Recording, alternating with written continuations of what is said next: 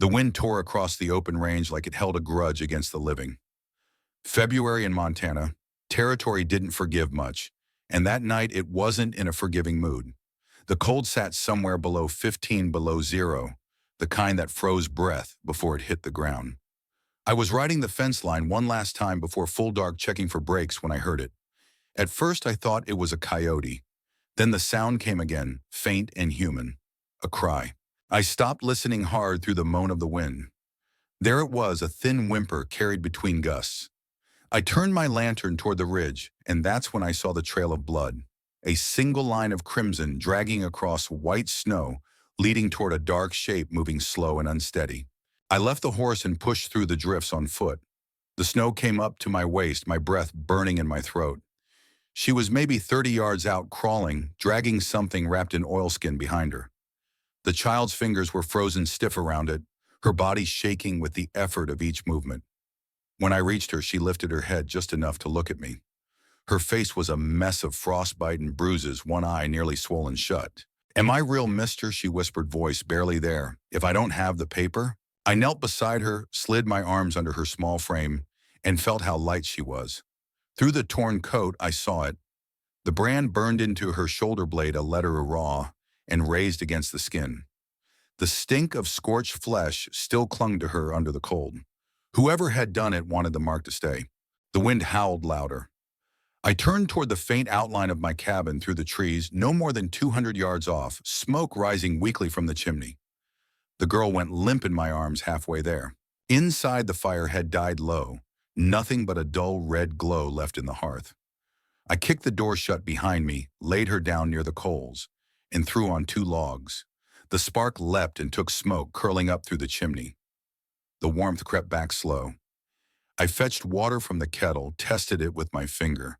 Warm, not hot, and poured a little into a tin cup. Her coat was soaked through stiff with blood and ice. I peeled it away carefully, wrapped her in a wool blanket that used to belong to my daughter Martha. It still smelled faintly of lavender soap, the kind my wife used to make before she died. The girl didn't speak again, just watched the fire like she was trying to remember what warmth felt like. Her lips trembled, teeth chattering as she breathed. I held the cup to her mouth. "Drink if you can." She managed a few sips before turning her face away, too weak to hold it herself. I sat beside her close enough for her to feel someone was there, but not so near she'd flinch. Sometimes silence is the kindest thing a man can offer. Outside, the wind battered the shutters, wanting in. After a long while, her eyelids drooped, head nodding toward sleep. I thought she'd drifted off when her eyes snapped open again, wide and wild. "He's coming," she said. "Uncle Silas. He always comes." I glanced at the door. For a heartbeat, the only sound was the fire popping. Then came the heavy thud of a fist against the wood. 3 blows, slow and deliberate. A voice followed, muffled by the wind, but clear enough. "Jacob Brennan, open this door." The name hit hard. Silas Whitfield. Everyone in Elkhorn Valley knew that name. Land agent, banker, self-made tyrant. I'd borrowed feed money from his bank last fall, $340 I'd never wanted to owe. The girl's whole body went rigid. She clutched the oilskin bundle tight again, eyes locked on the door. I took the rifle from the wall, checked the load out of habit. It was ready. It had been ready for years. "Stay by the fire," I told her. I cracked the door open just enough to see outside. Whitfield stood there in a fur-lined coat, face red from cold and temper. Behind him, a lantern swung from his gloved hand, light stretching his shadow long across the snow. "That's my niece in there," he said. "That's a child," I answered, "and she's hurt. She's a runaway. I'm her legal guardian. Got the judge's paper right here." He held up a folded document, his voice slick with practiced authority. "Step aside or I'll be back with the marshal come morning." I looked at him a long moment. The wind pushed flakes between us like dust devils. "Bring him," I said finally, and shut the door in his face. He cursed sharp and loud, then the sound of his boots crunched away into the dark. I set the rifle down, listened until the wind swallowed him whole. The girl Cora, I'd learned later, had finally fallen asleep by the fire, still holding that bundle like a rosary. I sat there through the night, feeding the flames, listening to her breathe. My hands remembered this: how to keep a child warm, how to wait out the dark. The storm went on till dawn, but for the first time in years, I didn't mind the waiting. When the light came gray through the shutters, she was still alive. That alone felt like a kind of miracle. Outside, the world was buried in white. Tracks already covered, silence heavy as confession. Somewhere beyond the trees, Silas Whitfield was plotting his next move. I knew it without needing to see him. I also knew something else. Whatever he wanted, he wasn't getting her back. Morning came gray and quiet, the kind of quiet that only follows a storm that nearly took everything. I brewed weak coffee and poured some into a cup for her. She was sitting up by then, blanket still around her shoulders, eyes fixed on the fire like it was the only thing keeping her in this world. "You remember your name?" I asked. She nodded once, Cora, then after a pause, Cora Whitfield. I froze a little at that. The name Whitfield carried weight in these parts, same as a noose or a signature on a mortgage. "You kin to Silas?" "His niece," she said softly. "My daddy died in October. Roundup accident. After that, Uncle Silas said I had to come live with him. I didn't press. Some stories don't need questions right away." I poured her a bit of broth from the pot hanging on the hook, venison and wild onion. Nothing fancy, but hot and honest. She hesitated before taking the bowl, then ate slow, like someone who's learned that food can disappear if you don't guard it. The fire cracked, sending sparks up the chimney. The warmth filled the small space between us. For a long time, neither of us spoke. I watched her fingers move along the oilskin pouch. She kept it in her lap thumb, rubbing the edge in small circles. Finally, I asked what's in there. "Papers," she said. "Daddy's will." Her voice was barely above a whisper. "He said the land would be mine when I turned 12. That's in July. Uncle Silas said I don't need it anymore." That explained a lot. Greed more than cruelty drives most evil I've seen. "You're safe here," I told her. She didn't look up. She just said, "That's what he said too." For a while after that, all I could hear was the wind outside easing its anger against the cabin walls.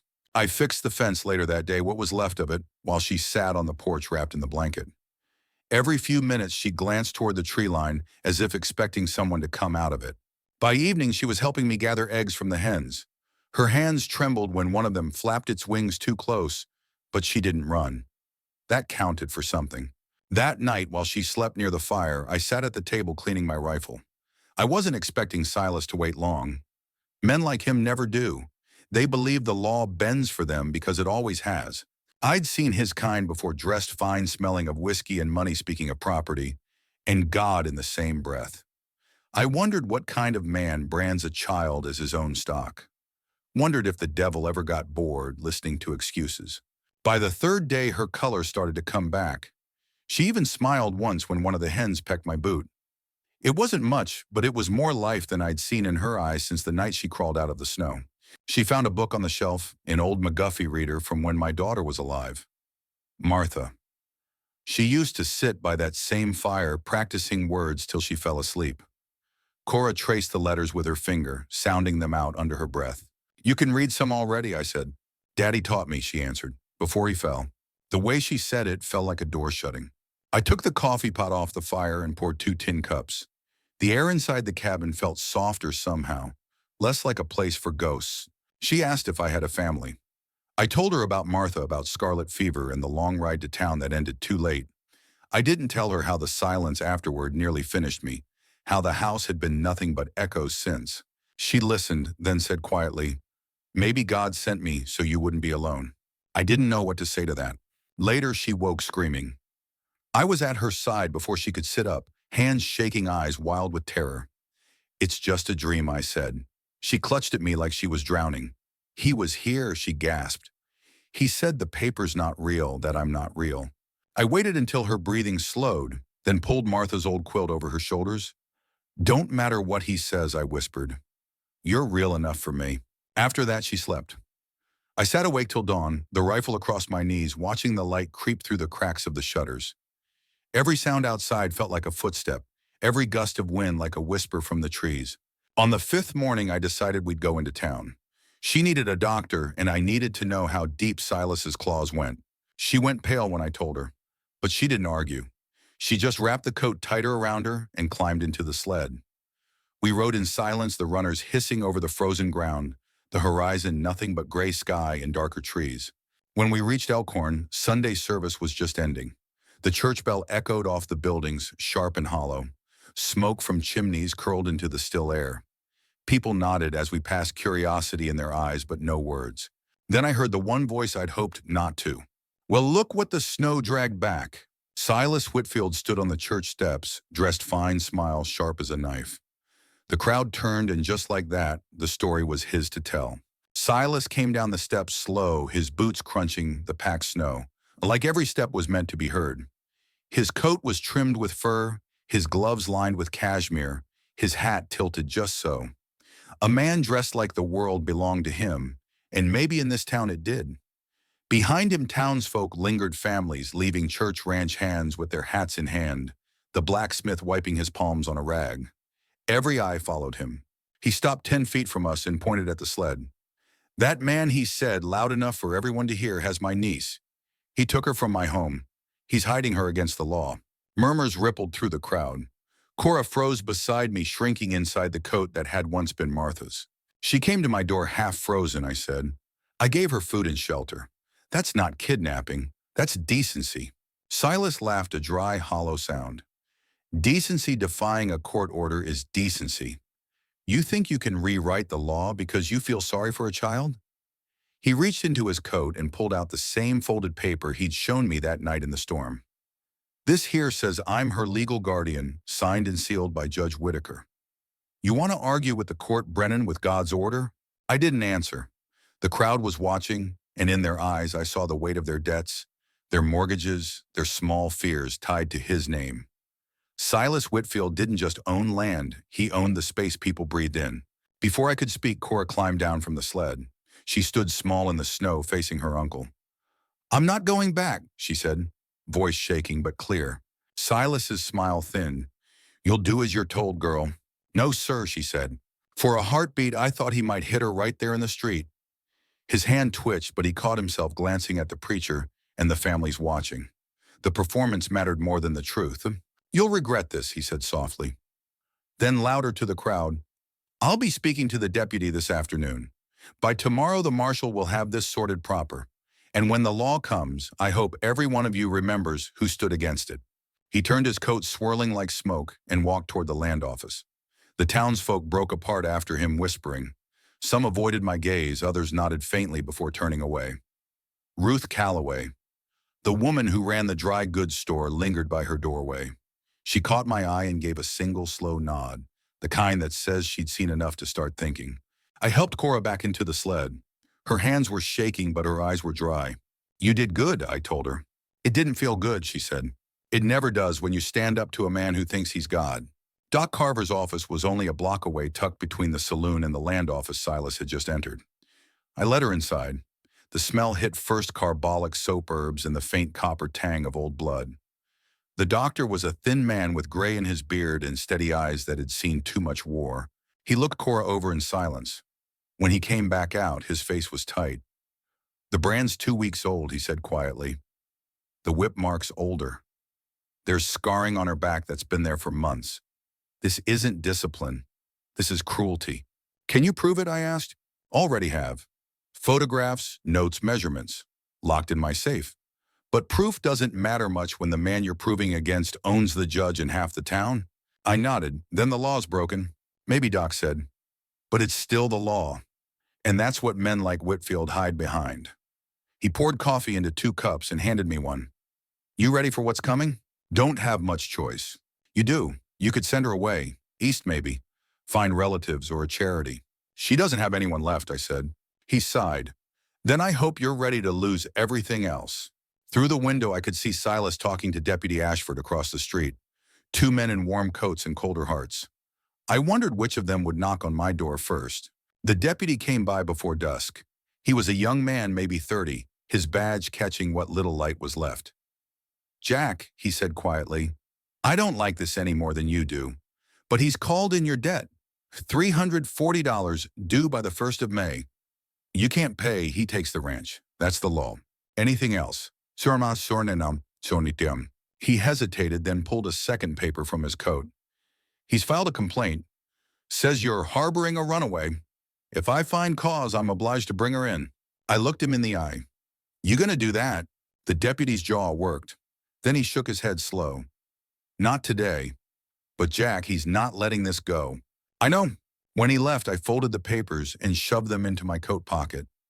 Cora was waiting by the sled. She didn't ask questions, just watched my face. On the ride home, she said softly, "I'm sorry." For? For what? For bringing trouble. I shook my head. "You didn't bring it, Cora." "He did." The wind had calmed, but the air still bit at our skin. The sun dropped behind the mountains, turning the snow to fire for one brief minute before it faded to blue. By the time we reached the cabin, the world had gone quiet again. She went straight to the fire, hands out to the warmth. "How much do you owe him?" she asked without turning around. $340. "Can you pay it?" "No." She stood there for a long time. Then she said, "If he gets the ranch, he gets me, doesn't he?" "That's what he thinks." "Then what'll you do?" "Fight," I said, "one way or another." She looked back at me, the firelight reflected in her eyes. "Why would you fight for me?" "Because someone should have," I said, "a long time ago." Outside, the wind rose again, carrying the faint cry of a crow across the frozen field. Inside, the fire burned steady, the only thing standing between us and the dark that wanted back in. The days that followed were quiet in sound, but not in thought. The kind of quiet where every crack of the fire or scrape of a chair means something. Cora spoke little, moving carefully through the cabin, helping where she could as if afraid to disturb the air. The bruises along her neck had faded from purple to yellow, but the brand on her shoulder stayed angry and raised a wound that refused to forget. Each morning I took her outside, letting her feed the horses, showing her how to check the troughs and mend small breaks in the fence. She was quick to learn, slower to trust. She'd flinch when a horse snorted or a board creaked too loud, then steady herself, jaw set tight. There was steel in that small frame. Sometimes she'd stand by the corral fence long after the work was done, staring toward the tree line. Maybe she was watching for Silas. Maybe she was trying to make sense of a world that had branded her like cattle. Either way, I didn't push her. Healing doesn't answer to orders. One night while the wind moaned through the eaves, she said he said I was his property. Her voice was small, like she didn't quite believe she could speak the words without him hearing. He said the law said so. I put down the harness I'd been oiling. The law's just words written by men, not always good ones. Property don't bleed. Property don't cry. You're neither. She thought about that, then nodded a little, almost to herself. He said I wasn't real without the paper. Paper's just proof for people who forgot how to see what's in front of them. I said, "You're as real as the wind that nearly killed you." That made her smile, a quick, uncertain thing, but it stayed long enough to reach her eyes. After that, she slept easier. Not peaceful, but easier. Around the end of the week, Ruth Calloway came riding through the snow, a mule pulling a sled piled with baskets. The smell of fresh bread hit before she reached the porch. She was a sturdy woman in her 60s, gray hair pinned, tight eyes, sharp as a hawk's. She'd run the dry goods store alone since her husband died, and the only person in town Silas couldn't quite buy. "Figured you two could use some provisions," she said, climbing down. "And maybe a bit of company that don't come with a badge." Inside, she met Cora with a kind smile. "You're a brave one, aren't you?" she said, setting the basket on the table. "Brought you something." Wrapped in brown paper were 3 patched dresses and a pair of boots, only a little too big. Cora's fingers trembled as she unwrapped them. "I can't pay," she said. "Didn't ask you to. They were donated to the church. I just made sure they found their way here." After the introductions and a slice of warm bread, Ruth asked for the truth, not the town version. Cora told it. Told about her father's death, the will, the inheritance, the months with Silas. She didn't cry, just spoke like someone tired of keeping secrets. When she finished, the cabin was so quiet the fire's breathing was the only sound. Ruth's face had gone pale. "Lord help me," she whispered. "I knew that man was hard, but I never thought—" She stopped herself, straightened, her back eyes bright again. "He comes into the store every Wednesday, goes through his papers in the back room. If he's planning something, I'll see it." "That's dangerous," I said. "You'd be putting yourself at risk." "I'm an old woman," she said, shrugging. "Nobody looks twice at me. Besides, he's got my store under his bank's thumb, too. If he's fixing to ruin someone, I'd rather know when it's coming." After she left, the cabin felt warmer somehow, like her visit had left a bit of strength behind. Cora tried on one of the dresses, dark blue with white buttons. She stood by the window looking out at the snow falling soft and steady. "Why is she helping us?" she asked. "Because it's right," I said. "Lots of folks know what's right," she answered. "Not many do it." She wasn't wrong. I'd seen more people bow to fear than to God. Ruth was cut from rarer cloth. That night, Cora helped me with supper. She chopped carrots slow and careful while I browned the venison. The smell filled the cabin, rich and grounding. When we sat down to eat, she said, "If he takes the ranch, what happens to me?" I hesitated. "He thinks he'll win," I said, "but we're not done yet." She looked at me a long moment. "You could run," she said. "You could leave me." "I could," I said, "but I won't." "Why?" "Because I gave you my word you'd be safe." She studied me, searching for the lie that wasn't there. Finally, she nodded. "Then I'll help." "How?" "I don't know yet," she said, "but I will."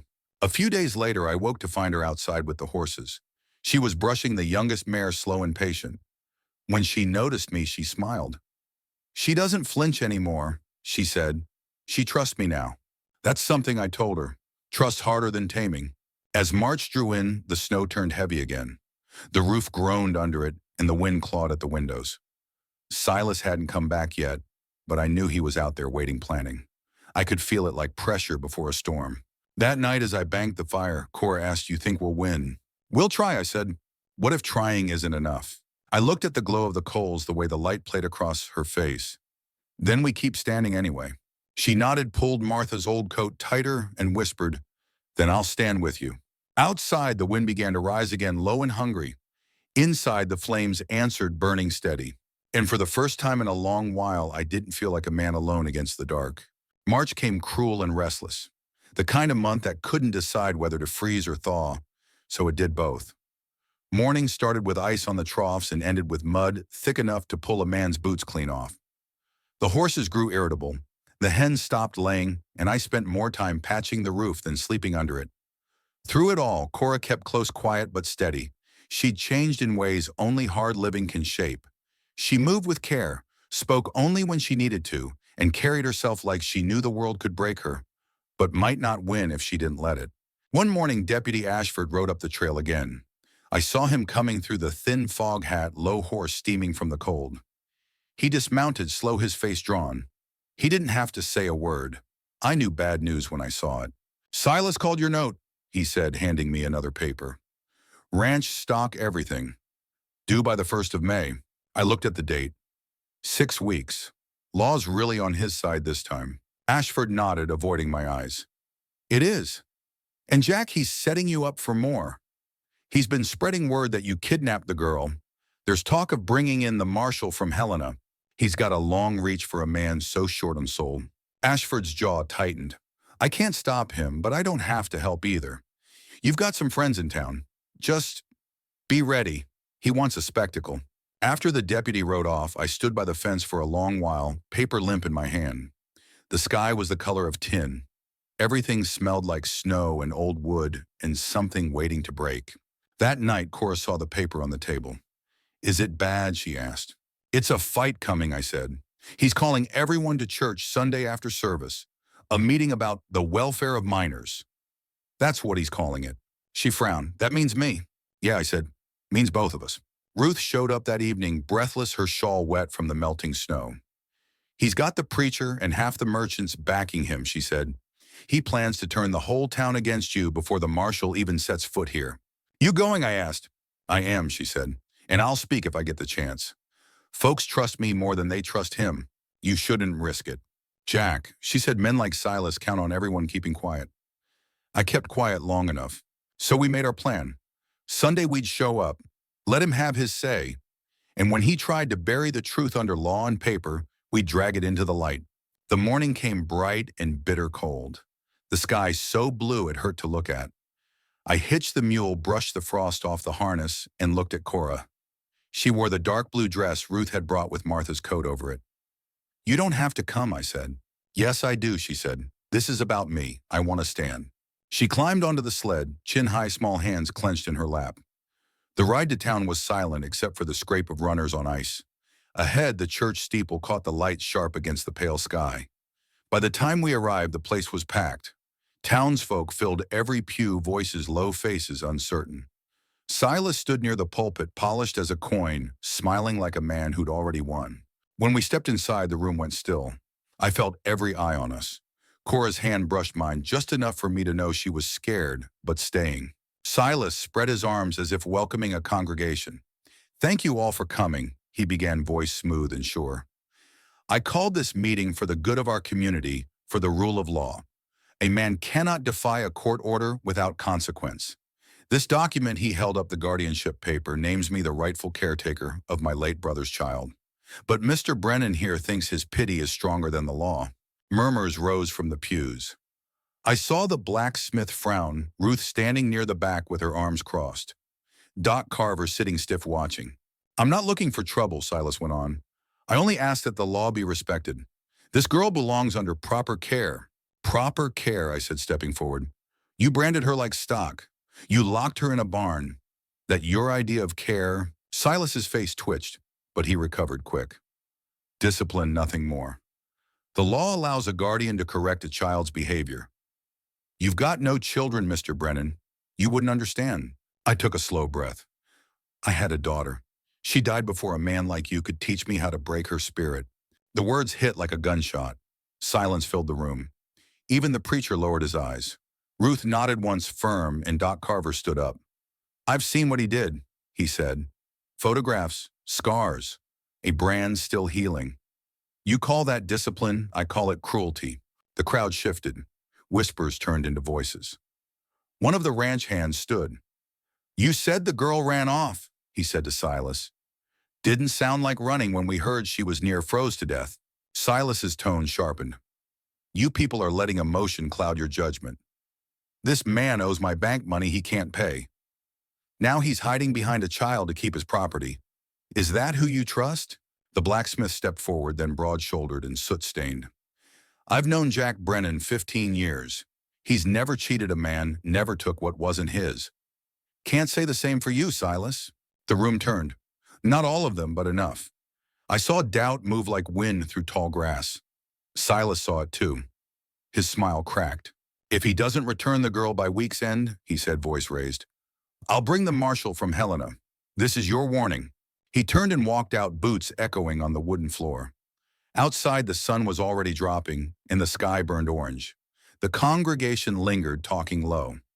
Some avoided me, but others came close enough to nod. The preacher's wife whispered something to Ruth, then looked toward Cora and smiled. Ruth came to me. You stood your ground, she said. That matters more than you think. You gave them something to talk about besides fear. Doc Carver joined her, hands deep in his coat. He's not bluffing, he said. The marshal will come. Once he does, it's out of the town's hands. Then we find another way, I said. You'd better find it fast, the doctor said. May's not far. We rode home under a sky going purple. Cora sat beside me, silent, thinking. Halfway there, she said they believed us. Some of them. Some's enough to start, I said.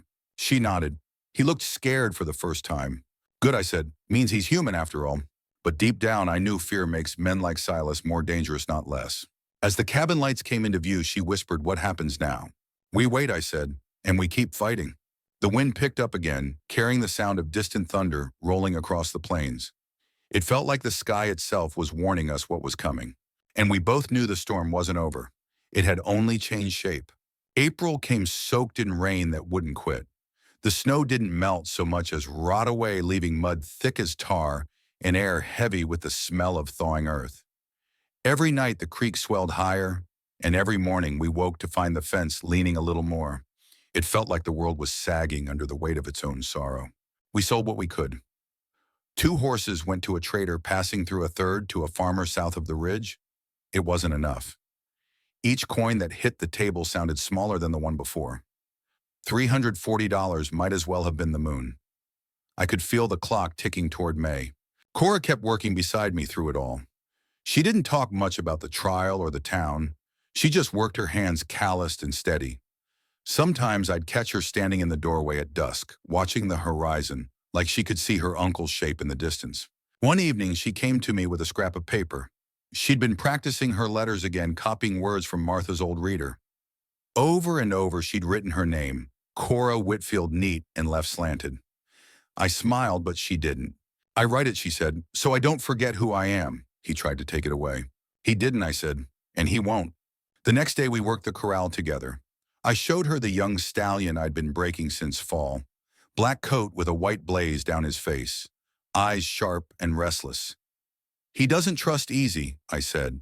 Neither do I, she answered. I laughed not because it was funny, but because it was true. Want to meet him? She nodded, climbed the fence, and watched as I stepped into the corral. The horse snorted, pawing the ground. I kept my voice low, my hands open. You don't win him by fear. I said you win him by patience. After a few minutes, the horse let me near enough to touch his neck. I looked back at Cora. Want to try? Her eyes widened. He'll bite. Maybe, I said, but he won't if you show him you're not afraid. She slid over the rail and stepped into the dirt boots sinking in the wet ground. She moved slow, one hand out. Easy, she whispered. Easy now. The stallion's ears flicked forward. He sniffed the air, then her hand. When his nose brushed her palm, she froze, then smiled, small, but real. See, I said, that's trust. He's letting you close. How do you know when you've earned it?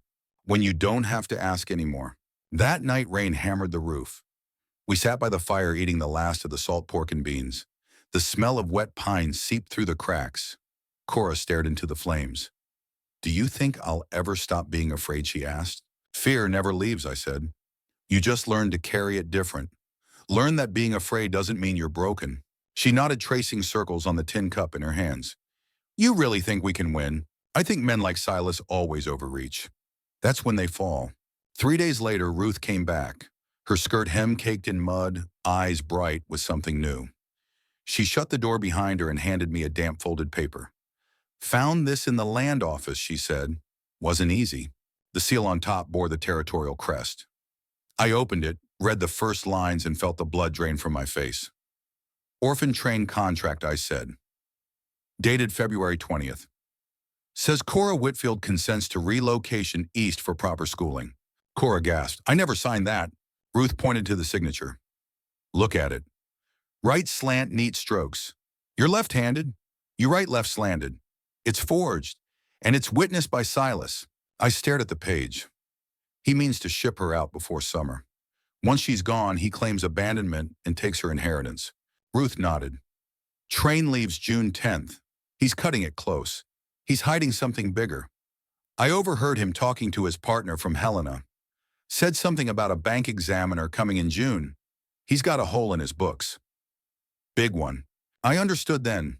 Silas wasn't just cruel. He was desperate. He'd stolen from his own bank and needed Cora's land to cover it before the auditors arrived. We can't prove it yet, Ruth said, but I'll keep looking. Be careful, I told her. He's cornered. Cornered men bite. She smiled thin. I've lived through worse than his teeth. After she left, Cora came and stood beside me by the window. The rain had stopped. The sky was bruised purple with streaks of orange dying in the west. He's going to win, isn't he? She said. Not if we find the truth first. What if we can't? Then we make our own. She looked up at me. Why do you care so much? You could just let me go save your land. Because I already lost one child to sickness, I said. I'm not losing another to men like him. She nodded, once eyes shining in the half-light. Then I'll stand with you. For a moment, neither of us moved. The world outside smelled of wet grass and lightning, and inside the fire burned steady and low. The next morning, I rode into town alone. Silas was in his office ledger, open, counting other people's money, like it could wash the dirt from his soul. He looked up when I entered, lips curling. Come to beg, he asked. Come to offer, I said. You drop the debt, clear my title, and I'll convince Cora to sign over her inheritance. No courts, no noise. For a moment, he almost smiled. Then the greed showed through. No, he said. I'll have both. Your land and hers. You can't stop me. I left without a word. Behind me, I heard him laugh, the sound bouncing off the walls like the scrape of metal. But I'd seen what I needed, the flicker in his eyes when I mentioned the inheritance. Ruth was right. He was bleeding under the surface. When May came, the sky turned sharp and clean. Deputy Ashford arrived with a surveyor and a clerk, all with papers in hand. They worked in silence while I stood there, Cora watching from the doorway. When it was done, the clerk tied a red ribbon to a stake in the ground. Property of Whitfield Bank, he said. After they left, Cora walked up beside me. What now? She whispered. We pack what we can and wait for Ruth, I said. She's not done yet. But before we could finish, the church bell began to ring fast and hard. Not the call to prayer, the call to gather. Cora looked at me, eyes wide. What does it mean? It means Ruth found something, I said. We saddled the horse and rode toward the sound, mud splashing under us, wind whipping the last of the winter from the hills. As the town came into view, we saw people pouring into the street, drawn by the bell's cry. Ruth stood on the church steps, papers in her hands, her face pale but burning with purpose. And I knew then the reckoning had come. The church square was already crowded when we rode in. Men from the livery, women from the store ranch hands, still in their working coats, all gathered in front of the steps. The bell kept swinging its deep voice, rolling over the rooftops, summoning even those who hadn't wanted to take sides. Above them, Ruth stood hair loose from the wind papers clutched tight in one hand. Beside her were Doc Carver and Deputy Ashford. Silas Whitfield waited near the door, red-faced a storm of his own making. Ruth's voice cut through the noise. "Folks, you deserve to see what's been done in your name." She held up the documents, the territorial seal catching the sun. "These are bank ledgers, withdrawals, and false entries. Mr. Whitfield's been stealing from his own depositors nearly $12,000 missing. And when the audit comes next month, he meant to cover the loss with a child's inheritance." The crowd erupted, voices clashing, boots shifting in the dust. Silas lunged forward, shouting that it was lies, that she'd broken into his office. Doc Carver stepped between them, one hand raised. "The figures match," he said. "And the orphan train contract she found was forged. The girl writes left-handed, that signature slants right." Deputy Ashford unfolded the papers himself, reading each line slow enough for everyone to see. When he looked up, his face was pale. "It's true," he said. "These records show theft, and the guardianship order was based on false testimony." The sound that followed wasn't a cheer, just a collective exhale, as if the whole town had been holding its breath all winter. Silas tried one last stand. "I did what I had to," he said. "My daughter died the medical bills. I meant to pay it back." Ruth's voice was quiet but hard. "And you branded another man's child to make it right." The words hung there heavy as the bell's echo. The preacher, old and thin as the cross, behind him stepped forward. "There's a law still on the books," he said. "A congregation can vote on guardianship if there's proof of harm." Silas shouted that the statute was ancient, but Ashford confirmed it. "It's still valid," he said. The preacher turned to Cora. "Child, you have the floor." She was trembling when she stepped up, but her voice carried clear. "My name is Cora Whitfield. My daddy left a will that says his land is mine when I turned 12. My uncle burned me because he wanted it gone. Mr. Brennan saved me when I was half dead in the snow. He's the only family I got." She paused, looking at Silas. "You told me I wasn't real without paper.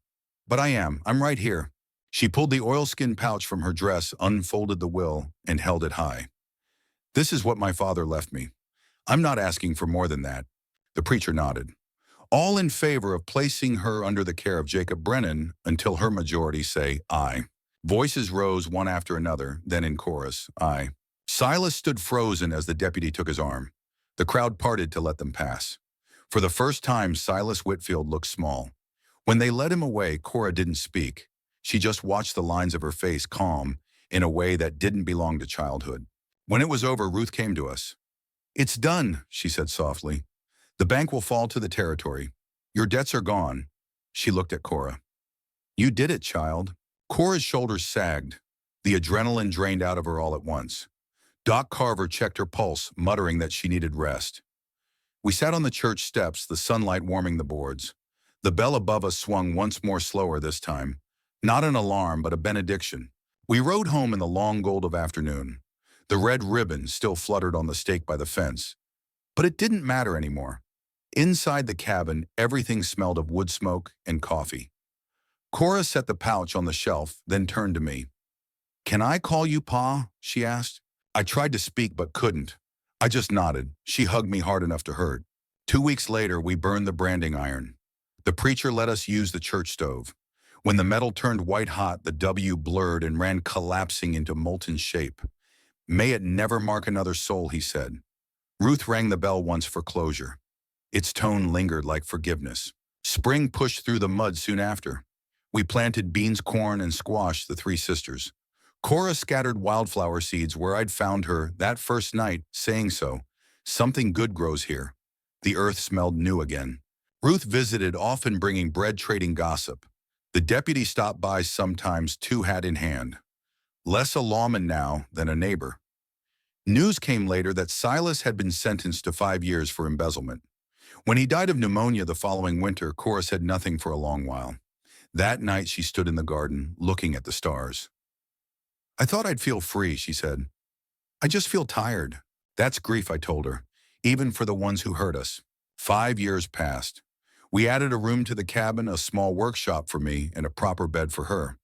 The garden grew thick each spring. The land office papers now listed her as owner of 300 acres, 200 head of cattle, and water rights to the creek. She ran it herself, strong, quiet, fair. People in town stopped calling her poor little Whitfield. They called her Miss Cora. One July morning, she turned 17. We sat on the porch with coffee steaming between us, the world green and humming. Remember when you found me, she asked. Every day, I said. You walked through a blizzard for someone you didn't know. I think I said, you walked through it for me too. She smiled that rare, unguarded smile that reached all the way to her eyes. The meadowlark sang from the fence post, same place I'd seen it the morning after the storm years ago. You ever think about what's next, I asked. Same as today, she said. We live, we work, we take care of each other. And that was enough. As the sun went down, the light turned the fields gold. The flowers she planted waving in the breeze where the snow once lay deep and cruel. Family, I thought, isn't written on paper. It's written in the people you'd walk through a blizzard for. And if you're lucky, they'd walk through one for you too.